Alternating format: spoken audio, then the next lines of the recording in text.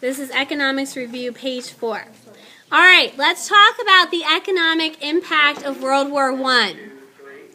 First of all, we're going to have a recession in 1919 immediately following the war. It's brief, but it's mainly caused by unemployment and the fall of farm prices. Unemployment we face after World War I. Returning veterans are going to have trouble getting a job. And African Americans that had migrated north during the war are going to be laid off. So that is to contribute to the recession. We also see a series of violent strikes in 1919. Seattle shipyard workers, police up in New England, the Boston police go on strike. And that's because during World War I, nobody wanted production to be halted. So labor unions were actually getting a lot of their demands, higher wages and things like that. After World War I, you see things return back to, trying to limit the wages, increasing hours, stuff like that. So you see these violent strikes. And this made Americans very anti-labor union because people had just been through this violent war. The last thing they wanted are these violent strikes. And not only that, but the Red Scare is going on. So when people see these violent uprisings of the workers, they think, oh gosh, that's it. This is the revolution that's bringing communism. So there's a lot of fear of communism that also contributes to the anti-labor union sentiment after World War I and in the 1920s. Farmers, they made a ton of money during World War I. So they took out loans. They bought new machinery. Okay? After World War I, crop prices fall, and they're going to be struggling with paying back those debts. Farmers and African Americans are two of the groups that never see the prosperity of the 1920s. Okay? All right, let's go on to the 1920s. Let's summarize the economy in the 1920s. Adam? Yes, lots of credit spending, lots of consumerism, which led to a booming economy. Laissez-faire. Very good. Yeah, that'd be the other term I use. The government is going to be very laissez-faire, not regulating things very closely, which also leads to a booming economy. And again, advertising, the radio, mass culture create this environment of materialism. Any question? Oh. All right. Now, let's talk about the causes of the Great Depression, which lie in the 1920s. Okay. Anybody tell me some government policies that lead to the Great Depression? Well, let's not put that yet. That's more like how we deal with the Great Depression. So we'll get to that in a minute. Who is that? I can't tell. Oh, Sam. Oh, the higher tariff. Very good. The high tariff. Why does the high tariff cause the Great Depression? Because they should have lowered the tariff when we were having such a bad money crisis.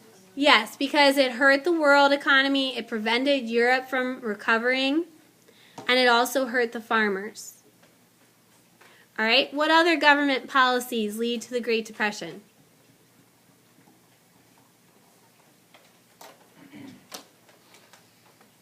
What word did we just use? We should write down again. Laissez-faire. They're not regulating the monopolies. So wealth gets concentrated in the hands of a few again. They're not closely watching the stock market. And on top of that, they keep very low taxes, especially for the wealthy. So again, that causes a gap between the rich and the poor. And even though everybody's wages went up in the 20s, eventually, like the average American, their wages don't keep up with how wealthy the wealthy are getting. Okay. Also, the Federal Reserve. It should have increased interest rates a little bit when all this credit spending was going on to slow it down a little bit. And instead, they wait until after the stock market crashed to increase interest rates. And that's when they should have lowered them to get spending going. All right, what about consumerism? What about consumerism causes the Great Depression? Credit spending. People are living beyond their means. They're accumulating too much debt. And eventually what starts to happen, again, towards the end of the 20s, is spending slows. And when spending slows, what happens to production? It falls. What happens then? Layoffs, which lead to less spending, more production cuts, more layoffs, and it becomes a cycle. All right, and then finally the stock market. What was going on in the stock market that is going to create problems, Michaela? Buying on margin. Very good. Speculation and buying on margin, which inflate the price of stocks beyond their value. And then eventually they reach a point where people aren't willing to pay the price. People start selling. And because all these people are invested from buying on margin, there's a panic. And you have Black Tuesday. That's October 29th, 1929, the day of the stock market crash. What exactly was buying on margin? Buying on margin is when you bought stock with only a small down payment. So you borrowed the rest of the money. So when the stock market crashed, you didn't just lose money, you owed somebody money. And that's what causes, again, it's not just individuals, but banks and corporations that are engaging in this. And so that is going to cause a lot of the banks to close, corporations to collapse. What was the difference between Black Tuesday and Black Thursday? Black Thursday was the initial dip in the stock market. And what happened the next day on Friday is a bunch of companies and wealthy corporations bought a whole bunch of stock to get the prices to like level out again. And so it worked for Friday and Monday, like kept that balance. But then Tuesday was the final crash that we didn't recover from. Why do they call it Black Tuesday? Because they consider it like black, I mean, going the stock market Right, in black. but so it's like dark as in like, depressing and I bad. was gonna say, couldn't it be red? Yeah, no, that's why they call it black. Of course, so All right, scared, maybe that's now let's talk about the Great Depression and its impact, okay? How did the Great Depression impact rural life?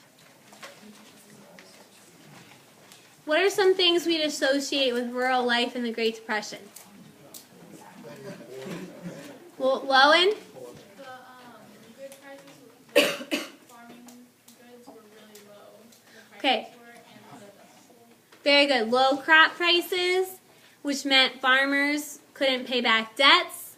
So what happened to their land and their homes? Foreclosure. Foreclosure was a big problem in rural areas, as were bank runs, because those banks had already been strained during the 1920s. And then the other thing Lowen said, the Dust Bowl, affecting farmers in the very middle part of our country. That causes a migration of over 100,000 people to California. And what do they do when they get to California? Migrant workers.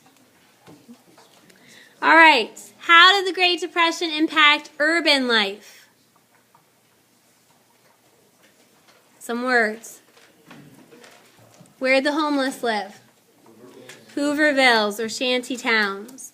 There's going to be high unemployment, as high as 25% of the country unemployed. There will be lots of social unrest in the urban areas, like the Bonus Army or Bonus March. Okay, Roosevelt and Hoover. Hoover is going to get criticized for a long time because what is his approach to the Great Depression? It'll be okay. Huh? Rugged individualism, that we should not give direct aid to the people because then they won't be able to do things for themselves anymore.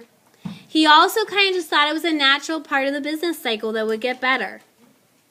But remember, at the end of his time in office, he starts to take a more direct approach to solving the Great Depression with public works programs. Before that, he really was only okay with giving money to businesses, like with the Refinance Corporation, and then hoping that that would trickle down. Roosevelt, through the New Deal, is going to be for direct aid to the people. He's going to be okay with deficit spending and more regulation of business than the Republicans would have wanted. All right, what impact did the New Deal have on the Great Depression? Did it fix it? No, but it helped people survive it. Ultimately, what gets us out of the Great Depression? World War II. And what impact did the New Deal have on labor unions? Was it good for labor unions or bad? Good. Good with the Wagner Act. The Wagner Act gave them the right to bargain collectively. Also, we're running short on time, but you should know relief, recovery, and reform, and the goal of each. And I would have like 2 or 3 programs that you could describe how it accomplished each one. Okay? There has not been an essay on the Great Depression since I've been teaching AP US History. So that's 6 years. So we are due for a Great Depression essay at some point, people. All right?